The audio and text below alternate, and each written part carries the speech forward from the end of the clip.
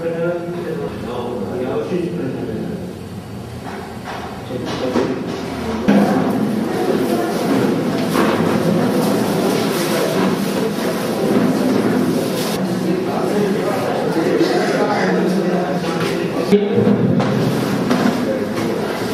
में जगह काफी है, पीछे जो मैं आपका हार्दिक स्वागत करता हूँ। इस लेक्चर मीटिंग में जिसका एजेंडा है SEZ mall the changing face of economy, जिसे संबोधित करने जा रहे हैं रिनाउंड और एमिनेंट स्पीकर, जो कि स्वदेशी जागरण मंच से लेके आजादी बचाओ आंदोलन तक अपने एक अनोखे अंदाज में बोलते आए हैं। राजीव जी दीक्षित यहाँ पे उपस्थित हो चुके हैं। मैं सभी से निवेदन करता हूँ कि जोरदार तालियों से उनका स्वागत करें।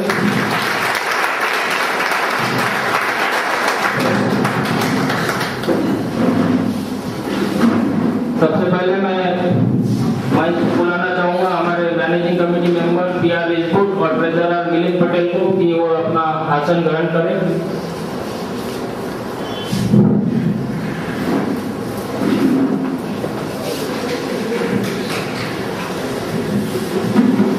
आज ऐसे प्रखर वक्ता हमें आप हुए हैं, उन्हें मैं मंच पे बुलाता हूँ और हमारे अध्यक्ष महोदय से निवेदन करता हूँ कि उनके सम्मान मंच पे लेके आए।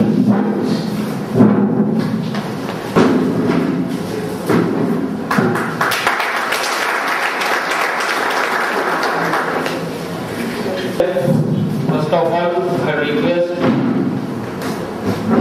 Chairman of Nagpur branch, West branch of India, CS Sujit Khurana, to deliver his welcome address.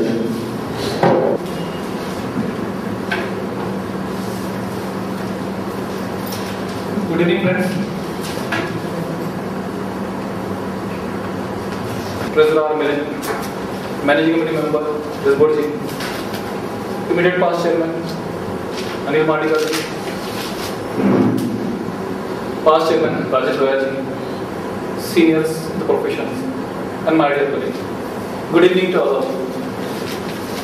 I welcome you all in this lecture meet on SEZ and shopping malls, the changing face of economy. Friends,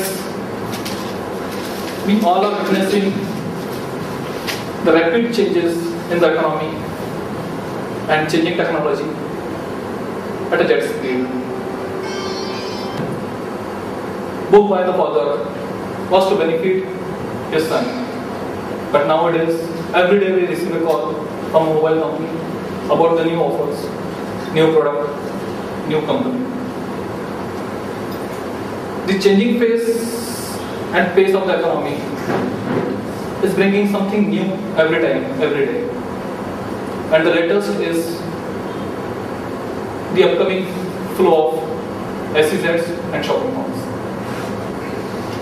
And no doubt that this is going to change the face of India in the world. But friends, every coin, except the only one specially made for Viru in the Sholay, has two sides. So there also, this changing growth, changing economy has also two effects. One is of course the shining face of India, and what could be the other in the long term on an economy as well as on a common people. The impact of the same in the longer run over an economy and on common man needs to understand, and probably behind the shining face of India there could be many businessmen, now businessmen, maybe working as a salesman in a big shopping malls after compelling to shut down their shops. So friends, to understand the impact of growth, modernization and corporatization, we are here in this lecture meet to discuss the impact of SEZs and shopping malls in coming years. And we could not see a better person than Mr. Rajiv Dixit to tell about it. The moment we came to know that he will be in town on 23rd January, we immediately approached to him to have an interaction with our members, so-called intellectuals, and to have interaction to understand what could be the impact, both sides. And that's why we all are here. So, friends, Rajiv ji, like India, Indians and Swadeshi, we are very keen and agreed at the first instance to have interaction meet with him. Thank you, sir, and I welcome you all. Apart from this lecture meet, I would like to inform you about the forthcoming programs of the branch for the benefit of the members sitting here. On 25th, we are having one teleconferencing program on BPO and IPOs. BPO and KPO. Then on 26th January, we are having a sports festival throughout a day at YMCA Hall. On 27th, we have kept one half-day seminar on appeal, where Mr. Kapil Bahari and Jayant Ranade will be delivering their lectures under the chairmanship of Thakur sir. And thereafter, the much awaited mock webinar is planned in the month of February. The library is now ready for use with all latest books, magazines, internet facilities, net facilities, and everything.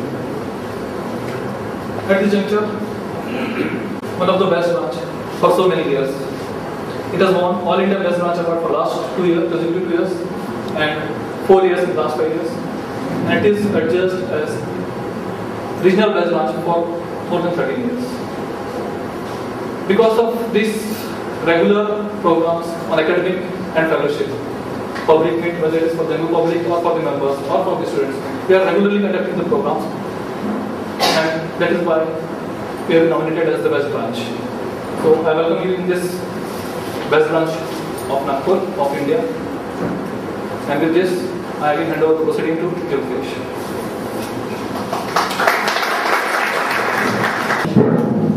वैसे तो राजीव जी के बारे में सभी कोई जानता है, काफी अखबार में भी आते रहता है और काफी लोगों ने सुना भी होगा उन्हें।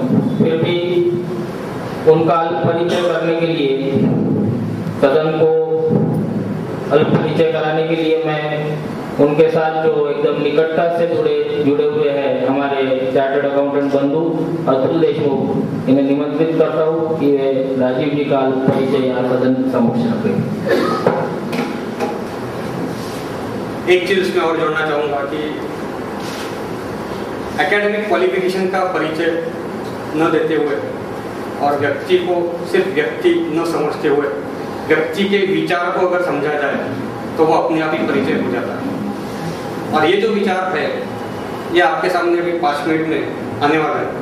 मैं राजू जी का परिचय बहुत नहीं दूंगा, राजा कुछ भी नहीं दूंगा, बस इतना ही कहूँगा, हिंद स्वराज अभियान के वो प्रणीत है। 1989 से ये आंदोलन चालू हुआ था, उसका पहला नाम आज़ादी बचाओ आंदोलन था, अभी हिंद स्वराज अभियान हो गया 1 जनवरी 2005 से।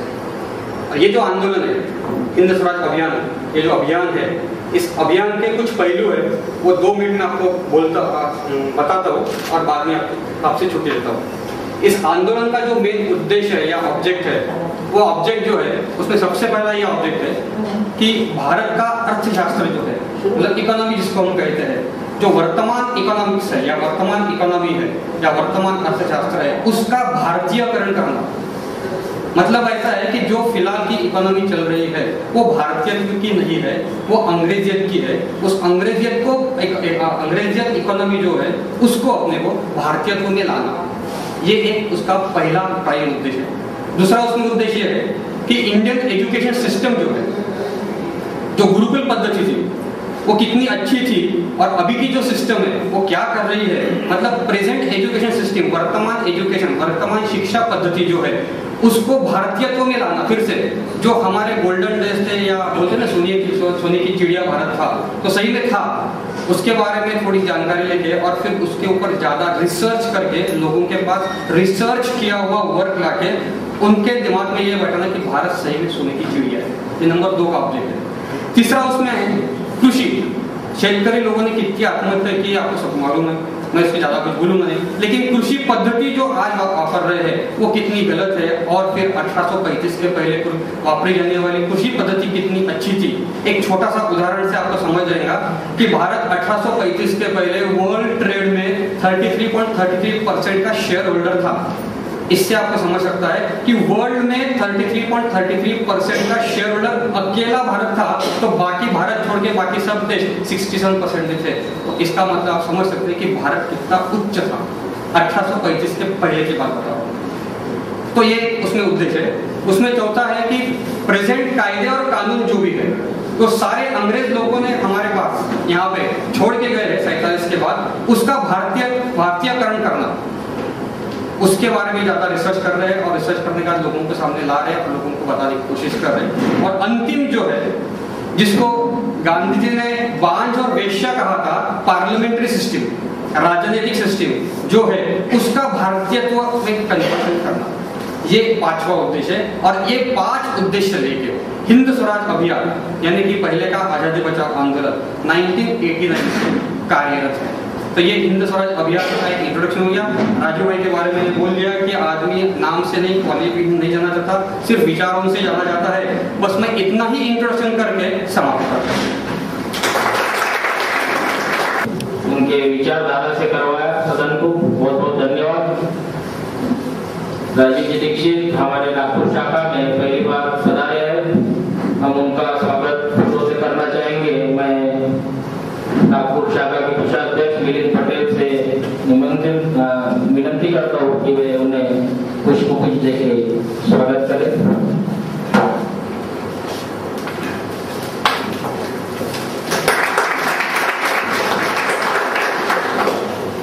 Thank you Milind. अब मैं ज्यादा समय में लेते हुए राजीव जी दीक्षित से विनती करता हूँ कि आज इस टॉपिक पे अपने विचार रखें। चार्टर्ड अकाउंटेंट्स मित्रों, आपके इस चैप्टर में मैं पहली बार आया हूँ। आपके मुंबई चैप्टर में मैं कई बार जा चुका हूँ, वहाँ कई मेरे व्याख्यान भी हुए हैं। विशेष रूप से WTO के प्रश्न पर बहुत सारे लेक्चर्स मैंने लिए। दिल्ली ब्रांच में भी हुए हैं, मद्रास में भी हुए, बेंगलोर में हुए, नागपुर में पहली बार आया। आप सबका आभारी हूँ, आपने ये आयोजन किया। मेरे साथ मंच पर बैठे हुए श्री मिलिंद पटेल, जुल्फेश शाह, सुधीर सुराना और श्री रिश्वत जी का बहुत आभारी हूँ कि वो मेरे साथ हैं।